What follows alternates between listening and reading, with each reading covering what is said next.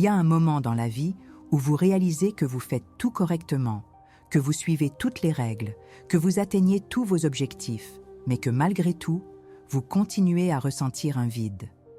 Vous vous levez tôt, vous travaillez dur, vous faites constamment des efforts, et pourtant vous avez l'impression de courir sur un tapis roulant sans jamais avancer. Cette perception n'est ni un défaut de caractère, ni un manque de discipline. C'est le premier symptôme que vous fonctionnez selon un système de croyances qui a transformé votre développement personnel en une guerre intérieure. Le taoïsme, l'une des philosophies orientales les plus anciennes et les plus profondes, offre une réponse radicale à cette impasse. La véritable transformation ne naît pas d'un effort brutal contre soi-même, mais de l'alignement avec les rythmes naturels de l'existence. Lorsque Lao Tzu a écrit le Tao Te Ching il y a plus de 2000 ans, il décrivait non seulement une philosophie religieuse, mais aussi un manuel pratique sur la façon de vivre sans se détruire dans le processus. Bienvenue à Solstice, un espace dédié à l'exploration des schémas cachés qui relient la spiritualité, la psychologie et l'art en tant que langage universel de l'expérience humaine.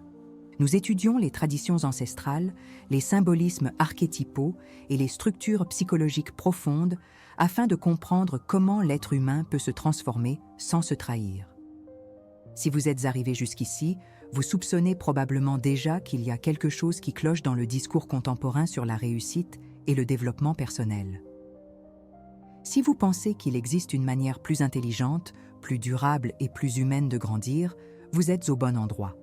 Abonnez-vous à la chaîne et activez les notifications pour suivre ce voyage de reconnexion avec ce qui compte vraiment dans la construction d'une vie qui a du sens. Considérez ceci. Des études récentes en neurosciences montrent que le cerveau humain se met en mode défense lorsqu'il est soumis à une pression constante et à une autocritique sévère, ce qui réduit considérablement la capacité créative, la prise de décision et même la mémoire à long terme. En d'autres termes, plus vous vous forcez, moins vous êtes efficace. Exactement ce que le taoïsme dit depuis des millénaires. La culture occidentale contemporaine a créé un piège parfait. Elle a transformé le repos en culpabilité, le silence en improductivité et la pause en échec.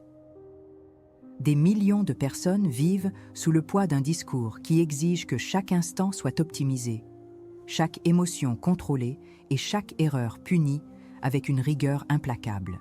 Il en résulte une épidémie mondiale d'épuisement professionnel, d'anxiété chronique et de dépression, même chez ceux qui, extérieurement, semblent réussir.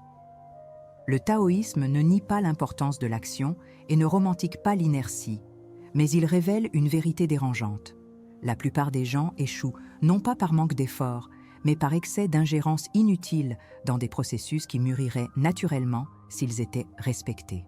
Ce qui distingue une vie de réalisation authentique d'une vie de performance épuisante, c'est la qualité de la relation que vous établissez avec le temps, l'erreur et le concept même de progrès.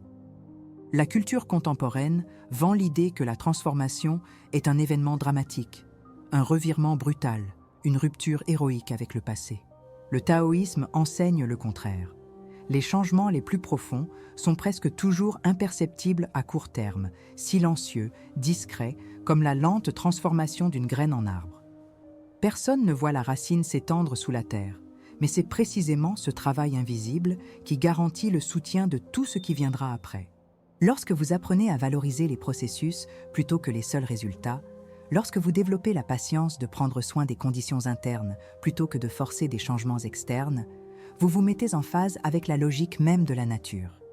Et c'est dans cet alignement, et non dans la confrontation, que réside la véritable maîtrise de sa propre vie. Au VIe siècle avant Jésus-Christ, dans une province rurale de la Chine antique, un homme nommé Lao Tzu occupait le poste d'archiviste à la cour impériale, chargé de cataloguer et de préserver les archives historiques du royaume.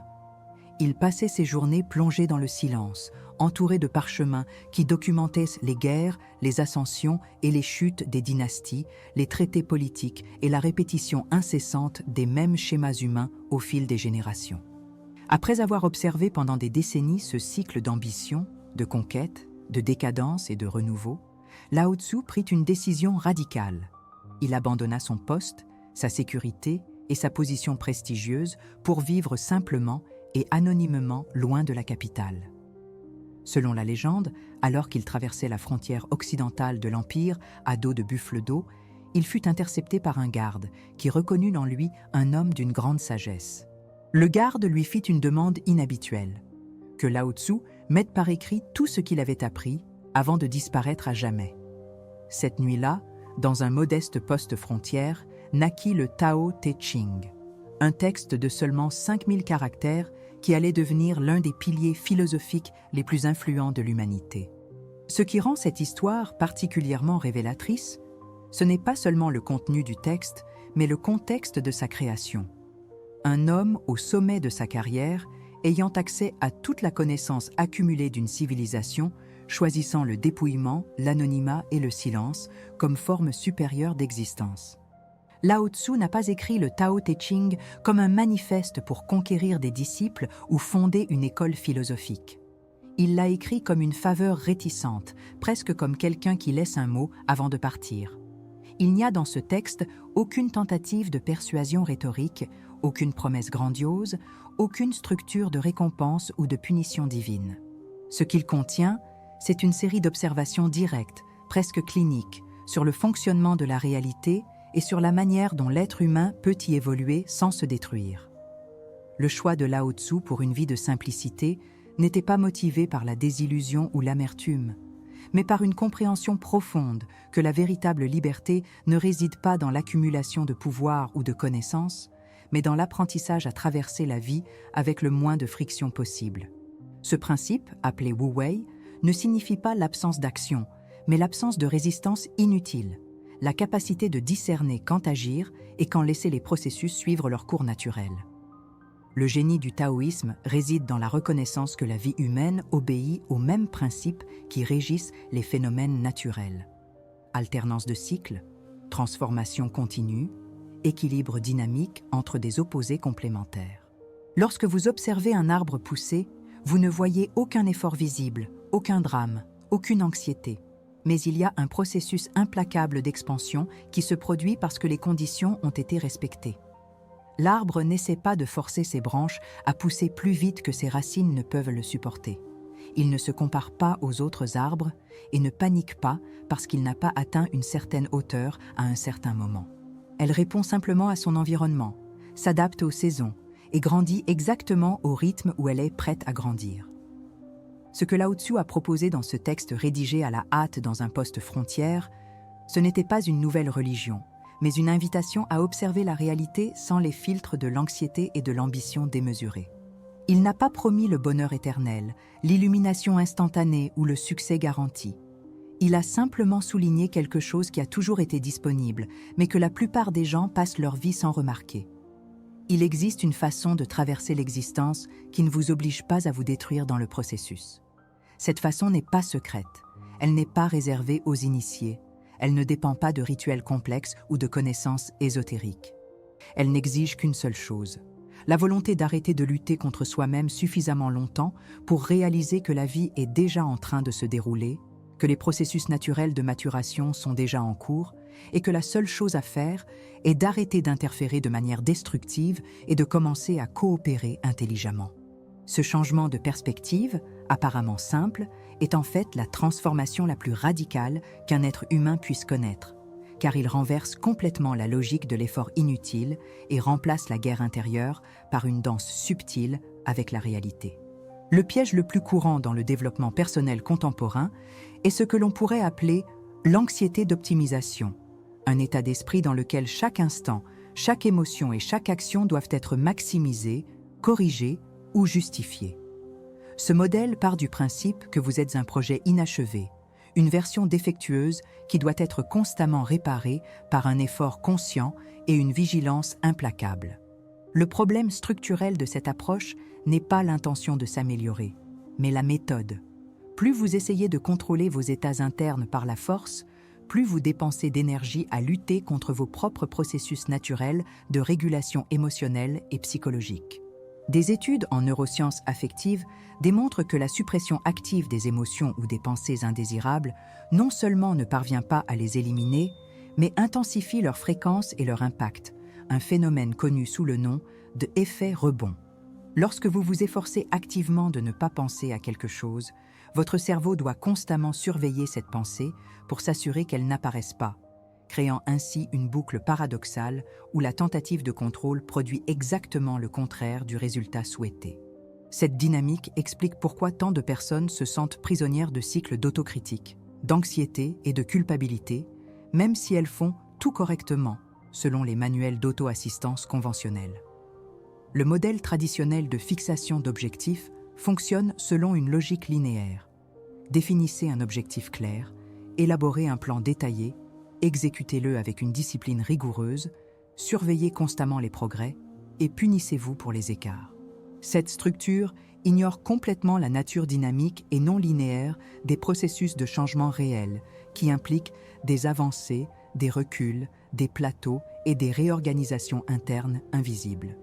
Des recherches récentes en psychologie comportementale révèlent qu'une concentration excessive sur des objectifs spécifiques peut, paradoxalement, réduire la motivation intrinsèque et augmenter la probabilité d'abandon, en particulier lorsque les résultats ne se manifestent pas dans les délais escomptés.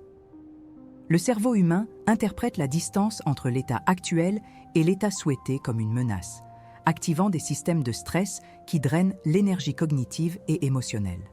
Plus vous vous concentrez sur l'écart entre où vous êtes et où vous devriez être, plus le système nerveux passe en mode alerte, libérant du cortisol et d'autres hormones qui, à des niveaux chroniques, compromettent la capacité d'apprentissage, la créativité et la résilience.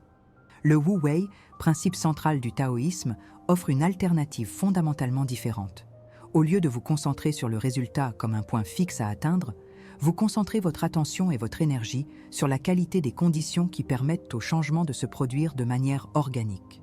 Il ne s'agit pas d'éliminer les objectifs, mais de transformer la relation que vous entretenez avec eux, passant de destinations rigides à des directions flexibles.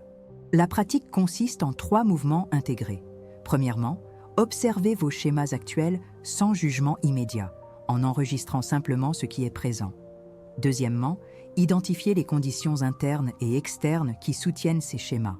Habitudes, environnement, récits mentaux, états émotionnels. Troisièmement, ajustez ces conditions de manière progressive et durable en respectant le temps naturel d'adaptation du système nerveux. Lorsque vous réduisez la pression anxieuse sur le résultat et augmentez l'attention portée au processus, le système nerveux interprète le changement comme sûr, et non comme une menace, facilitant l'intégration de nouveaux schémas sans activer de mécanismes de résistance. Un exemple concret illustre ce principe. Imaginez quelqu'un qui essaie d'établir une routine de lecture quotidienne. L'approche conventionnelle consisterait à fixer un objectif rigide, lire 30 pages par jour, tous les jours, et à créer un système de suivi et de contrôle.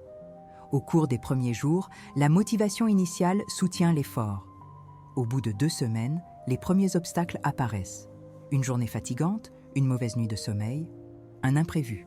La personne manque un jour, se sent coupable, compense en essayant de lire 2 fois plus le lendemain, se fatigue encore plus, manque un autre jour, et au bout d'1 mois, abandonne complètement la pratique, renforçant ainsi le discours interne selon lequel elle n'a pas de discipline. L'approche taoïste fonctionnerait différemment. Au lieu d'imposer un objectif chiffré, la personne observerait d'abord ses conditions réelles, quand elle se sent le plus disposée à lire, quel type d'environnement favorise la concentration, quel genre suscite un intérêt sincère, combien de temps elle peut maintenir son attention sans effort excessif. Sur la base de cette observation, elle ajusterait les conditions. Elle placerait un livre intéressant dans un endroit visible où elle passe naturellement pendant la journée, créerait un espace de lecture confortable, permettrait à la durée d'être fluide en fonction de son humeur du moment. La lecture cesserait d'être une obligation imposée et deviendrait une réponse naturelle à un environnement bien structuré. En 3 mois, cette personne lirait probablement plus que celle qui s'était fixé un objectif rigide, mais sans l'usure psychologique et avec beaucoup plus de plaisir dans le processus. Si vous avez reconnu vos propres schémas dans cette description, si vous avez identifié les moments où vous forcez le changement au lieu de le faciliter, écrivez dans les commentaires « Je choisis d'aligner, pas de forcer ».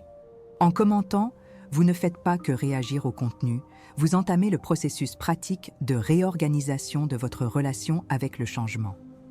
La différence entre l'effort productif et la résistance destructive peut être illustrée par la métaphore du nageur dans une rivière.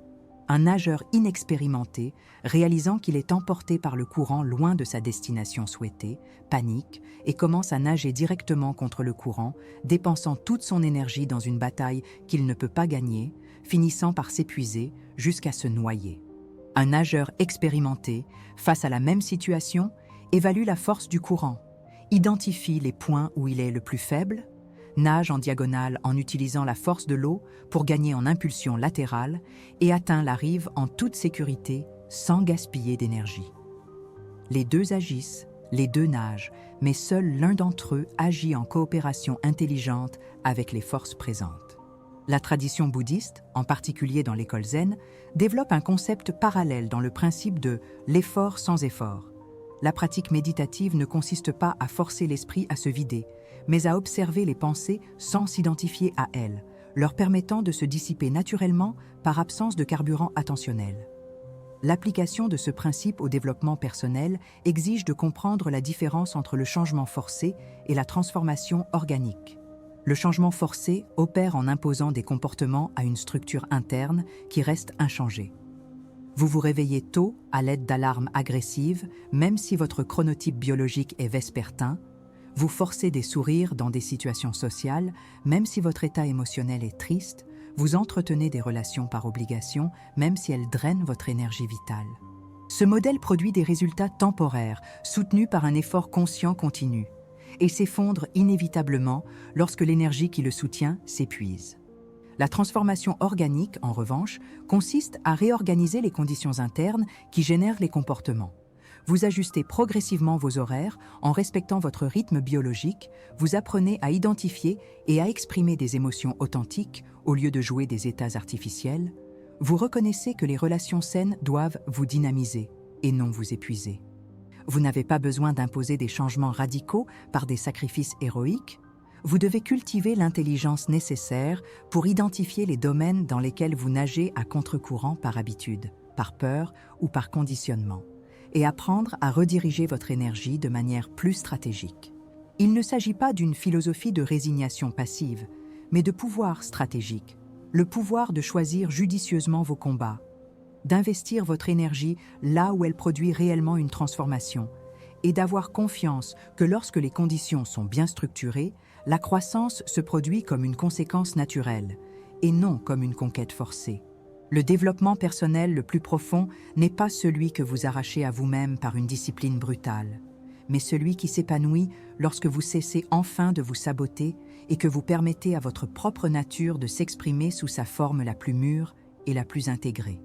La question que le taoïsme pose à chaque être humain n'est pas « comment puis-je m'améliorer ?», mais « que se passerait-il si je cessais d'interférer dans le processus naturel de maturation qui est déjà en cours en moi ?» Ce renversement remet en question toute la structure de la pensée occidentale sur le développement personnel, qui part du principe que vous êtes un problème à résoudre, une machine défectueuse qui a besoin d'être constamment réparée. Ce que Lao Tzu a observé il y a plus de 2000 ans, et ce que la neuroscience contemporaine redécouvre par des voies scientifiques, c'est que les systèmes complexes, qu'il s'agisse d'écosystèmes naturels, d'organismes vivants ou de psychismes humains, possèdent des capacités inhérentes d'autorégulation, de régénération et d'évolution qui fonctionnent mieux lorsqu'elles ne sont pas constamment sabotées par l'anxiété du contrôle. La graine ne s'efforce pas de devenir un arbre. Elle devient un arbre lorsque les conditions le permettent, lorsque les interférences destructrices sont minimisées, lorsque le temps naturel du processus est respecté. Vous n'êtes pas différent. La transformation que vous recherchez à travers des efforts brutaux et une autocritique implacable peut, paradoxalement, être entravée précisément par ces efforts et cette critique.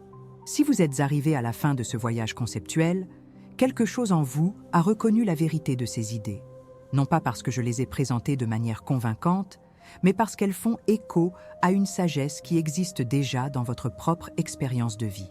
Partagez dans les commentaires le moment de secours qui vous a le plus marqué, le modèle de résistance inutile que vous avez reconnu dans votre propre vie, ou simplement une réflexion personnelle sur la façon dont cette perspective taoïste se connecte à votre parcours actuel. La chaîne Solstice continuera d'explorer ces intersections entre la sagesse ancestrale, la psychologie profonde et la spiritualité appliquée, toujours avec un engagement envers la rigueur conceptuelle, la clarté expositive et la pertinence pratique.